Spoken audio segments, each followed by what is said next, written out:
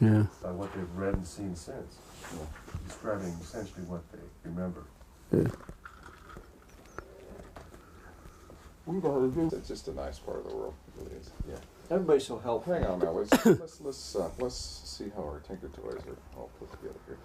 Have we got any kind of an audio level? Yeah, if you just want to give me a little bit of... Glenn, would you just say a couple things? Okay, first of all, the phone was ringing, right? Okay, the way I became involved in this was started out in the early afternoon, around probably 1:30 in the afternoon, and I received a telephone call from the mortuary officer out at the Walker Air Force Base, Army Airfield Base, and he was inquiring about what would be the smallest possible casket that we could get that would be hermetically sealed. And at that time, I know that we had used like the 4 feet and caskets. We had used those before, but I thought they also made them in a 3/6. So, but he wanted to know if we had any in stock, and I said no, but if I can make a call to Amarillo, I can have him in, by 7 o'clock the next morning on a truck. So he said, I'll get back to you. And that was the first contact that I had with the base. And then what? Then he called back, probably 45 minutes or so later. And he said, I need to ask you some more questions. He said, in case something like this should happen, he said, we need to know what the preparation, what your preparations are for the bodies that had been laying out in the elements, And he said, we need to know also what if your treatments of the bodies are the remains, what could you do to them, and if your treatments, would it change any of the chemical breakdown of the tissues, the blood? Would it make a difference? And I said, I thought probably it would. And I said, of course, he knew exactly how we would treat those bodies because we have an outline from them and what we really have to do. I think he already at that point knew exactly what we would have to do. Did he disclose to you what he had? No. I told him, I said, if you have a problem, if you want, if you have something you don't really know what to do about it, let me come out, and I'll, try to help you do whatever you want to do. And he said,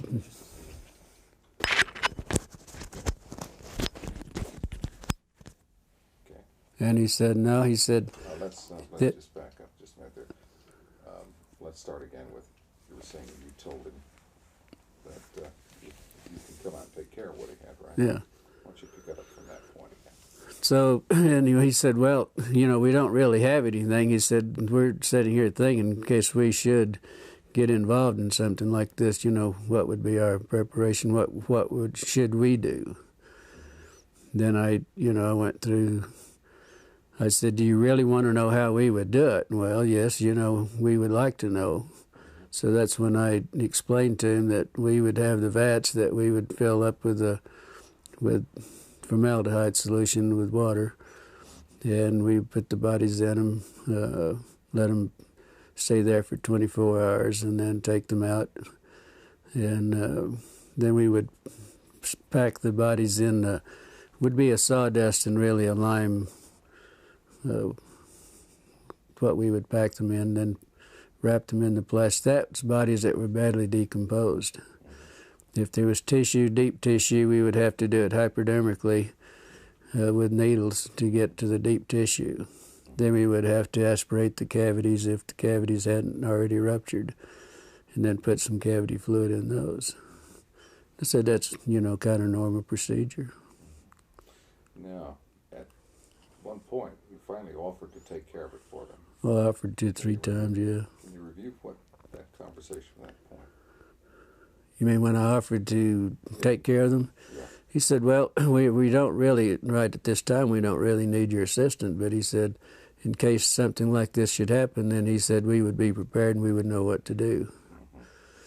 Then we got back onto the subject of maybe not damaging any of the chemicals, compounds or anything with the bodies, or tissues, whatever, because and they wanted, how would you pick bodies up like that, and what would you do not to contaminate any of it? Didn't this begin to seem a little strange to you at that point? Well, I thought maybe what happened, they might have had a VIP or, some officer and something that happened. They didn't want, wanted to keep it quiet, and they probably wanted to do it themselves and not be involved with the civilian businesses or anything. So after these conversations, you were curious, and you went on out to the base, as I understand it. Can you review that? Well, no, I didn't go out to the base. Yeah, I was curious, but I didn't go out to the base, and probably a couple hours later, then I'd got an emergency call. There was an airman that was injured in an accident, and I took the airman to the base. He rode in the ambulance with me, and I took him out to the emergency room, and that's the way I became really involved out the base. I didn't go out just because I was curious. Give me the sequence from the time you picked up the airman and just describe to me. Well, when I got the call, I left the funeral home, and the ambulance went to the scene of the accident, picked the airman up. I did not place him on a stretcher because he had a head injury in the nose. I think his nose was fractured. So I did some minor first aid, and then he sat in the front seat with me all the way to the base. When we got to the base, then he walked into the emergency room. I didn't have to take him in. They didn't bring out a gurney or anything. He just walked in on his own. Then I never did see him after that. Then I had this friend that I wanted to talk to and see. This is a lieutenant nurse that I knew quite well, that had only been there only been commissioned and been out to sign. This was her first assignment out to the air base. And I wanted to talk to her, and so I was going down the hall, and first thing, the lieutenant that I wanted to see was coming out of one room, going across the hall to the other, and she noticed it was me. She said, "How did you get in here, and what are you doing in here?" And she said, "You better get out in a hurry." She said, "You're going to get in a lot of trouble." She said, "Would you please leave and get out of here in a hurry?" And then I turned around, and she went on into the other room. Then in about the time I turned around, there was another officer said, "Hey, wait a minute." And I said, "Looks like you had a crash." He said, "I see there's some, in the ambulances out there, I see a lot of wreckage." And I said, "Where was the crash?" And he said, "There wasn't any crash." And he said, "Just wait a minute." And then he said, "Wait a minute." And I, stood there for a minute. And he turned around, and evidently he must have waited for somebody else to come out, because there was another officer coming out. He said, "This man says there was a crash out at the base." He said he wanted to know he was inquiring about our crash. And this was when I encountered, he was a red-headed officer, and very nasty, very rough. He said, "You did not see any crash. There was not any crash." And he said, "You get the hell out of here, and you didn't see anything, and you don't talk to anybody." He said, "You're going to get in a hell of a lot of trouble." And I said, "Look, I'm a civilian. There isn't a damn thing you can do to me about it." He said, "No, but somebody might be picking your bones out of the sand." That's when he made the remark there. Then there was a black sergeant that was standing beside him, and he said, "Yeah, but he would make better dog food for our dogs." Of course, I didn't understand that, but my father happened to be an old trapper and for a hobby and everything. And I said, "My father uses guys like you for bait in these coyote traps." And then there was two MPs that joined me right on, took me outside, and each holding me by my elbows, and they escorted me out back to the ambulance and followed me all the way back to the funeral home. Now, as you were entering the hospital, you saw something in 3 trucks. Yeah, because usually where I parked, there was 3 field ambulances parked in the area where I usually park, where we back up to the ramps. So I just pulled up to the side in front of those and parked out in the front, and the airman and I got out and walked in. So when I got up, went up the steps and up the ramp, and I was walking, going into the emergency room, I noticed that the doors were open, but what was odd about it, there was an MP standing beside each one of the vehicles in the back, just standing there. And the doors were open. Naturally, I was curious, and, I just happened to look in. That's when I saw some debris that looked like parts of a plane or something that they hadn't had a crash. Because I've seen them do this a lot of times, bring in pieces and the old ambulances in. Can you describe the debris?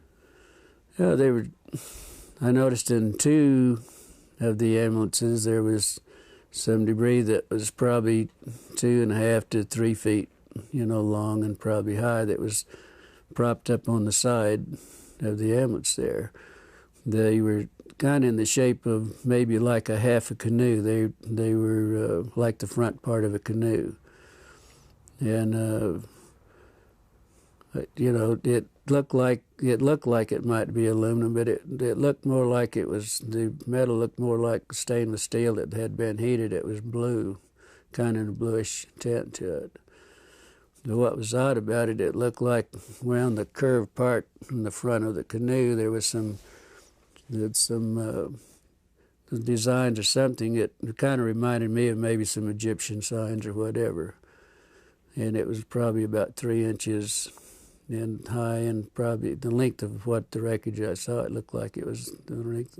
And the same thing was in the other ambulance too. I mean, I saw practically the same thing. The pieces that were practically the same size, and the insignias looked like whatever that might be was part of the wreckage. How did your friend feel about what she saw? Well, I didn't know really until the next day. And I called out. I kept trying to get a hold of her because naturally I was curious and I wanted to know what was going on. And so I called out the next day, and then probably around 11:30, she said, "I know you've been trying to get a hold of me, but I haven't been available." And she said, "Why don't you meet me at the officers club? If you have time, meet at the officers club, and we'll have lunch. And I want to talk to you." And the funeral home we had at that time, we had some of the businesses there had an associate membership to the officers club, and our funeral home had that membership, and also had a card to identify myself and what business that I was, associated with.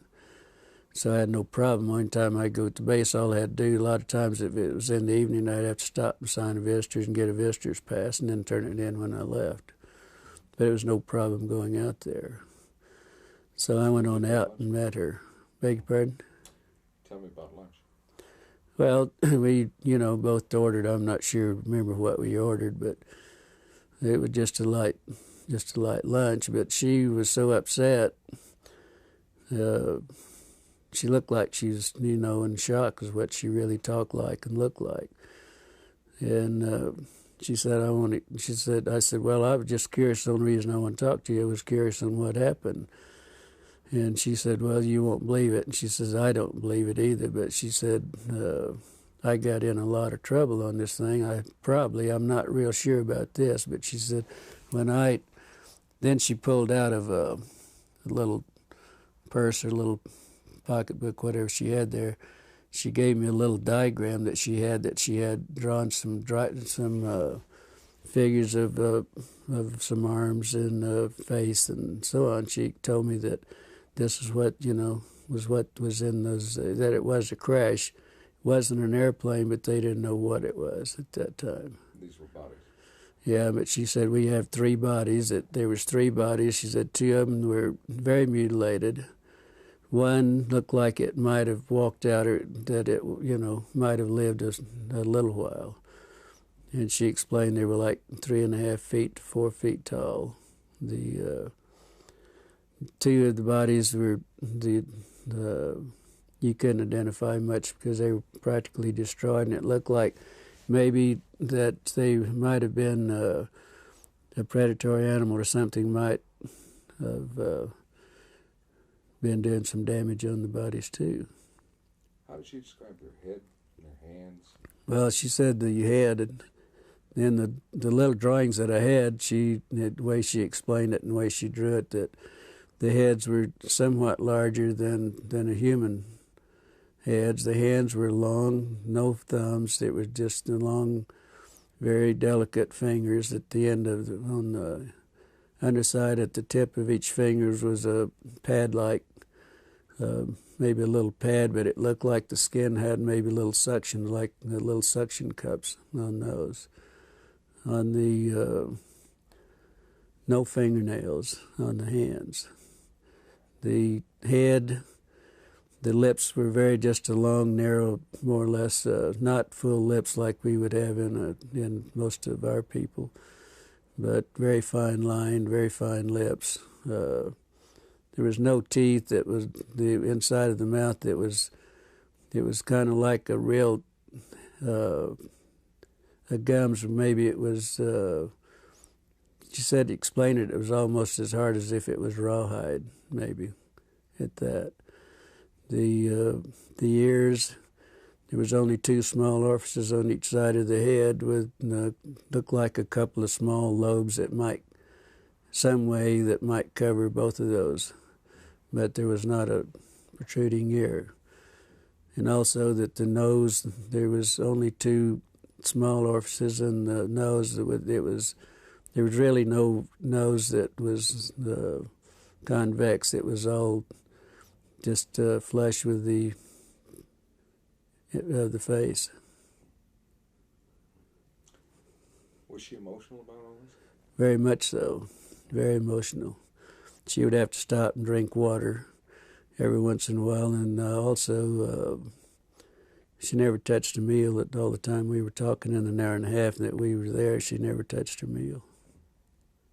Any other demonstrations of emotion? Indications of how she was upset? Well, just, every once in a while she'd go like this, and wringing her hands, and she said it was the most I've never been so horrified in my life. I've never seen anything so gruesome in my life. I've never smelt anything that smelt worse in my life. And she told me that when I saw her, she was leaving the room to go to the bathroom because she was deathly ill and was going to throw up. Did she recognize any of the doctors by examining the body? She told me, she said, I asked her that question, which of the doctors, and she said, I don't know that I knew them, and that was her answer. So, but she said she walked in the room and they said, hey, we need you, you need to help us. And that was the way she became involved in it. And then she got ill. The doctors also became very ill. They would have to do a little examination, then they'd have to leave and go sit down, and then they would come back and do a little bit more. It was that bad. After your conversation with her at lunch, can you describe what happened next? How you were unable to see her again, and how you learned the... Well, yeah, we'd visited a while, and then I had to get back to the funeral home, go back to work, but then I never did see her after that. And I called out the next day to see how she was feeling, and they told me that she wasn't available. Then I wouldn't be available that day. I called the next day, and they told me that she'd been transferred. And it was rather odd because she'd only been at the base less than 3 months. That was her on commission less than 3 months, and that was her first assignment. So it was rather odd that she would be transferred out, within 3 months. So later on, you attempted to. I guess you got a letter. Then about 2 weeks, probably 2 weeks, at least 2 weeks. Could have been a little longer, but I know it was at least 2 weeks. I got a letter addressed to me at Glendennis at the Ballard Funeral Home. With she didn't sign. It didn't have any returned address or anything on it. But inside of the letter, It was just a note. She said, I don't have time to write. I will write later. This is my APO number. And that was the extent of it. So then I wrote back to her and asked her more or less how she was feeling and why the sudden transfer, and then I hoped that she wasn't in any trouble. It was just a short note. I really didn't go into a lot of detail or anything. Then probably 3 weeks or probably a month after that, then I got the letter that I had mailed to her. It was returned. It was stamped return, and also it's in red printing it said deceased, and that's the last time I ever heard anything about it. Then, then I went out to the base a few days later, and I was talking to one of the nurses, and I said, whatever happened to the lieutenant? And she said, well, the rumor is that we heard that she was killed with 5 other nurses in a training mission in a plane crash. And that was it. No indication of where? Well, it was in London, England. She said in the note that she sent me that she was in London, stationed in London. And that was it. That's the last time I ever heard. Do you believe that she's dead? No, I don't think so. After all that's happening and after, threatening me and everything, I doubt very seriously that she was. I would hope not. What would you like to say to her if she happened to see this? Well, if she happened to just see it, if she feels like if she wants to talk, if she feels like I would like to hear from her, yes. See what's been going on in her life and why she wasn't able to contact me. If she, feels like it. But Let's stop tape for a minute. Okay. Now, the sheriff told your father you were in trouble. okay, what happened there? Then the next day after I was there, when I had the problem with the officer and the black man, I was told my father was contacted by our sheriff, George Wilcox, which was a very close friend of my father's. They were very good friends. And he called to see if my father was home because he wanted to come out and talk to my father. And he did so, and he told my father that there was a black sergeant from the base that came to his office, was inquiring about who my parents were, my mother and my father, if I had any brothers or sisters, and all, wanting to know what my personal family, who they were and where they were. George said that he knew I had some family, but he didn't know, where they were or anything else. So anyway, he told my father that he did contact my father, and he told my father that he thought I might be in some trouble. And but they evidently didn't explain why I was in trouble. So, first thing my father did was get in his car and come to the funeral home. He said we had to talk because he and I were very close. We were real good friends. The best friend I ever had was my father. He said, I've got to talk. He said, if you're in trouble, he said, we've got to do something about it. And I said, I'm not in trouble.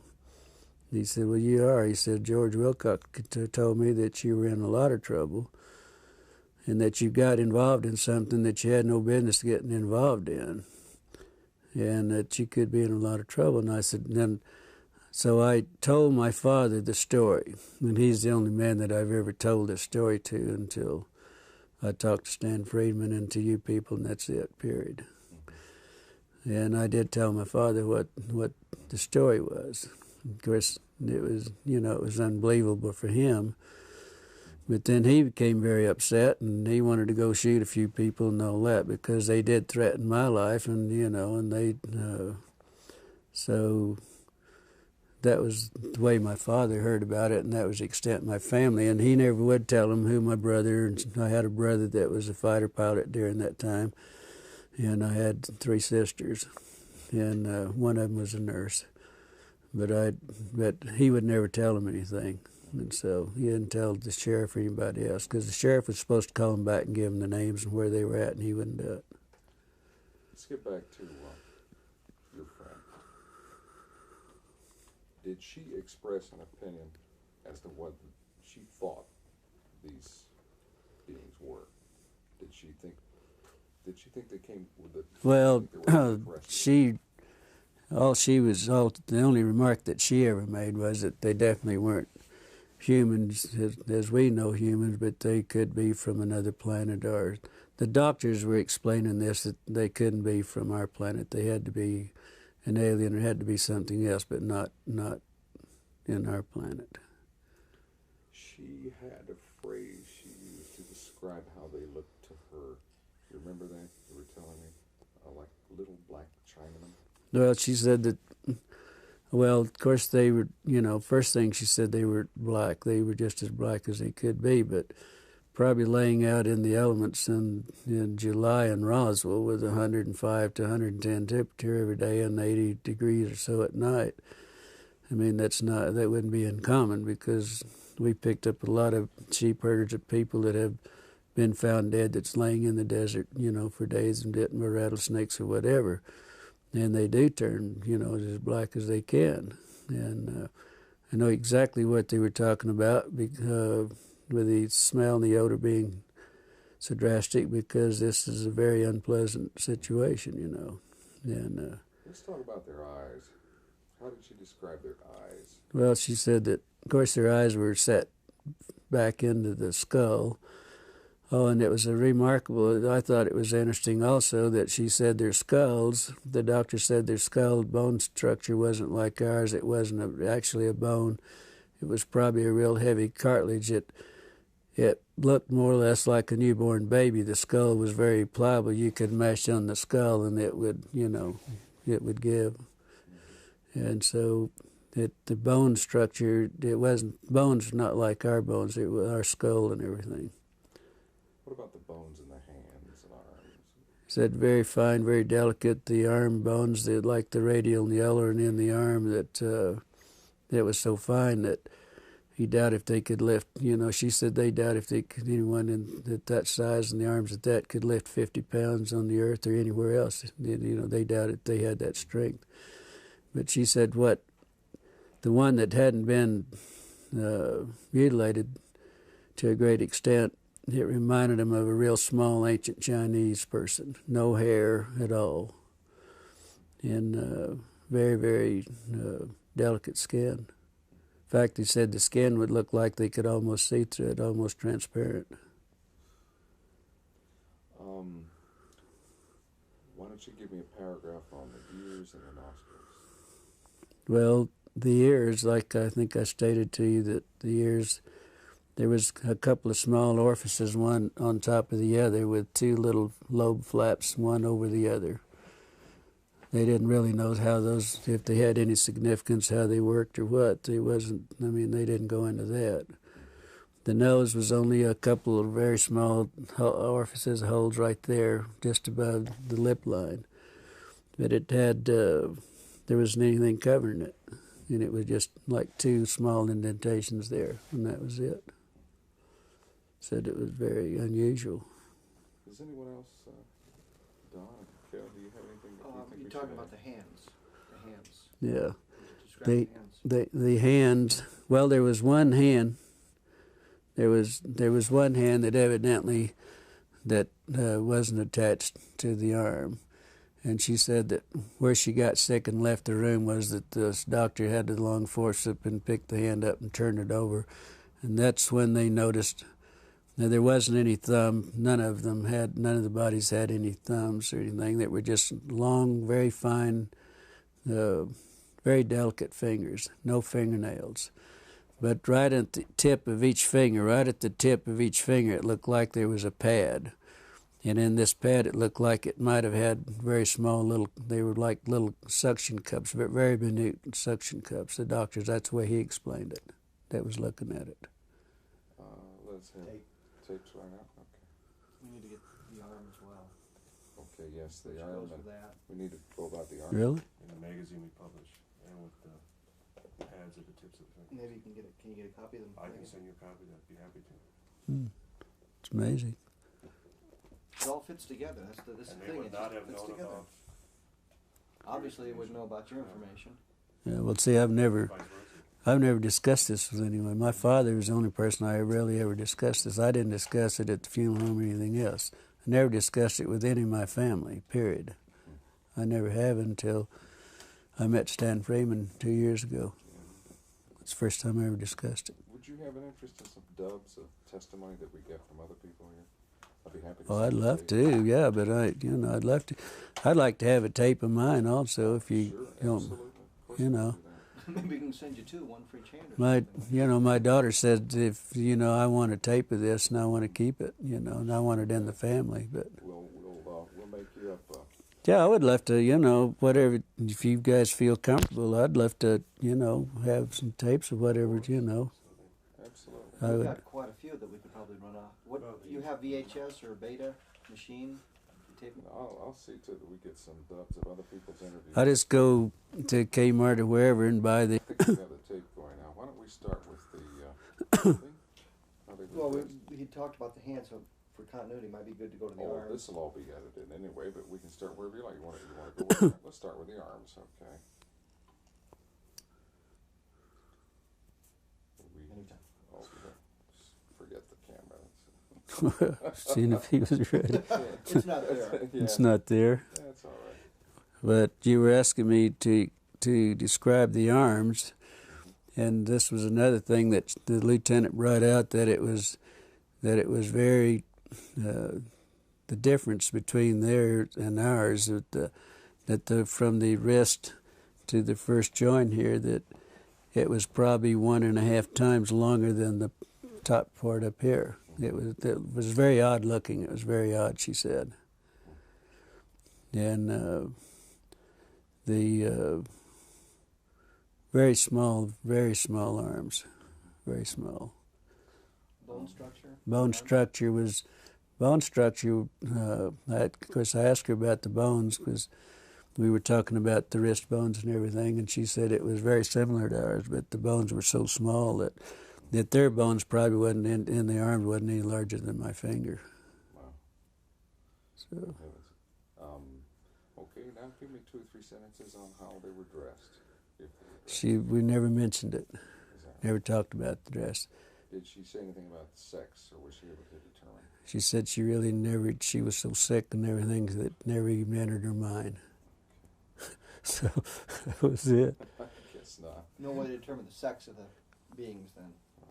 Well, it wasn't discussed with her. It probably was, but she, like she said, I was so ill and so horrified that I don't, she said, she sat up all night and she knew I was going to be real concerned, knew I was going to be on what happened, she knew that I got in trouble, probably. And she drew that, she sat up and made little notes on the back of these little prescription pads. And that's what, she had her notes made out, and that's what we discussed, particularly what she had. I was very interested in that you had kept so many records of the incident and pertaining to everything that you knew regarding the UFO correction. And you kept them in the, there at Ballard's, and then later they disappeared. Yeah. Could you give us a Well, sense of that? I was really in charge of all the military contracts. I did all the bids and everything and really took care of all the contracts myself. And that was one of my duties at the funeral home, to take care of the military. And I had a file on everything that ever happened at Walker Air Base, like Bob Hope and some of the big orchestras, and everybody'd come and have the big parties and everything in the hangars. I attended, but I would also have pictures and everything. I had a personal file that I kept, and I kept everything in this file that pertained that I attended or whatever. And this is where I put the diagrams and the notes that she gave me was in my personal file. Well, then the Ballard Funeral Home sold at a later date, several years later, that it sold. And the people that bought the funeral home, these were files they were the old files that they kept in the basement down in the furnace room. And they had I had all the military files together in one filing cabinet. Everything had happened at the base and everything. We also had the contract at Fort Sumner Air Base. They had a glider base there and also fighter pilot training there, and the P-47s and 51s and so on.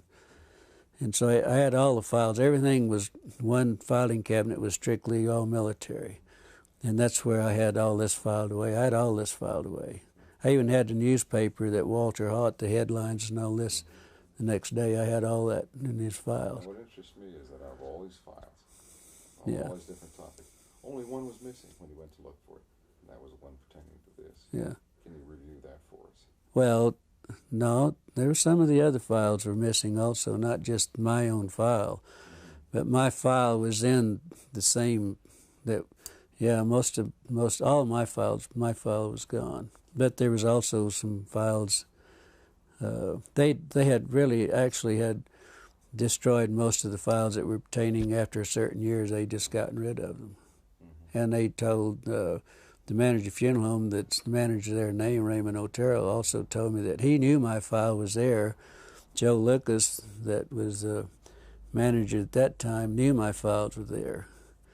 And he and I'd had some personal problems, and he said, get rid of his damn files. We don't want anything that remind us of him. And that's where the files went, really. There was some discussion about how to preserve the bodies, Right. dry ice and that sort of thing, and you kind of addressed Oh, well, where they got the ice and things. Then the mortuary officer, what would you do if you had to ship one out? And but you couldn't do anything to it. I mean, that you couldn't, do any treatments. I mean, what would you do? I said the only thing you could do that I would suggest, that first thing, if you have a problem, don't want to destroy any of the tissue, any blood cells, anything that you don't want to destroy, I would suggest that you contact a pathologist. And I said, I'm sure the Army Airfield, I mean, somebody's got some pathologists around. I didn't know that they had one in Roswell. But I said, if I were you, I'd call a pathologist and ask him how he would like to have it done, or whatever you're going to do, or whatever it is. You better do what the pathologist, because he's the one that's going to do the autopsy and make the reports. But I said, the only thing I know you could do is just go to Clarity's Dairy or Sunset Creamery, we had two at the time, and buy all the dry ice you can and pack them in dry ice, if that's possible. And that's what I suggest that they do. Excuse me, Glenn, you're hitting my mic with your Oh, thumb. sorry about that. That's all right. I've done it at least 8 times I already know it's this not week. personal. I guess. No. Okay, what do you think? I think as a suggestion, you might want to do that part again if you think you'd like to use it, because The dry ice? you probably hit it just a few times. And it might Oh, sorry about that. Isn't this picky business? Glenn Dennis, take 2, Clarity's Yeah. Dairy. All right, let's go back and go over the dry ice then again. Well, okay. What I suggested that to the mortuary officer, I suggested this to the mortuary officer and we discussed this probably for 20 minutes or better on the telephone. And I kept telling him, hey, if you have a problem, if you got something out there, if you need our services, we have the contract. I would be glad to come out and help you take care of it. And he said, no, this is for future. Kept always referring this was for future use in case we did have something. But then I said, well, first thing you better do, you better get a hold of a pathologist. I don't know whether you have one at the base, but I know you probably have the top pathologist, something similar to those words. And I said, that's what I do, and you better let him give you the instructions, and then you better do what he tells you to do, because he's the one that's going to do the autopsy.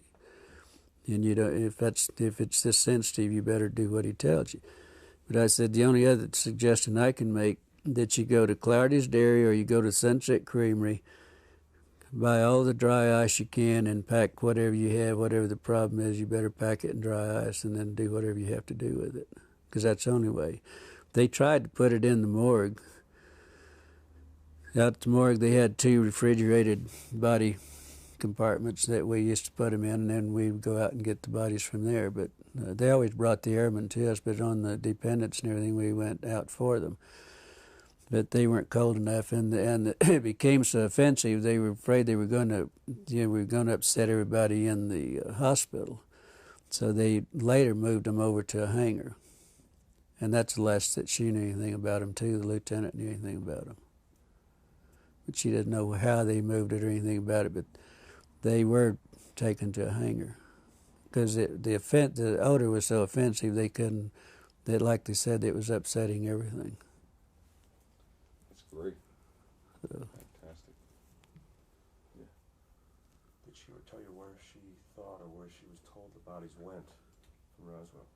I'm sorry. Where the bodies went from Roswell? Did you know where they were shipped out? Did you know where they went? She didn't know. You never, She never told me. She never mentioned any. never suggested them. No suggestion whatsoever. She just said that the last she heard they were in a hangar, and that's all she knows. And we never discussed anything else. I guess if that takes care of everything, would you like to watch it? What is a portion of it, just to get an idea? You don't need to watch the whole. Sure. Yeah. Let's turn it around and watch it. Do you